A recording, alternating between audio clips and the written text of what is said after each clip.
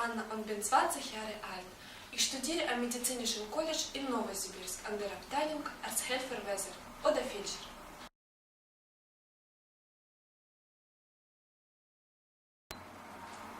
Mein Beruf Ist mir sehr interessant. Schon in der Schule interessierte ich mich für Medizin. Meine Tante Ist Ärztin, sie ist Chirurgin. Deshalb ich will auch mit Medizin beschäftigen.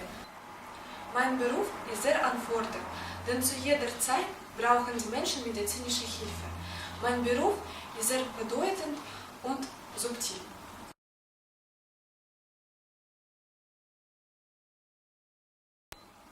Unser Praktikum machen wir in den Krankenhäusern unserer Stadt. Dort trainieren und üben wir Fähigkeiten und Fertigkeiten.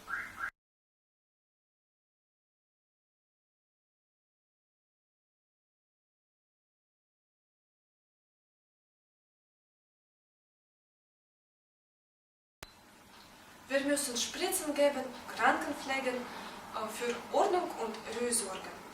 Nach dem Abschluss werde ich als Feldscher an der Notfallmedizin arbeiten.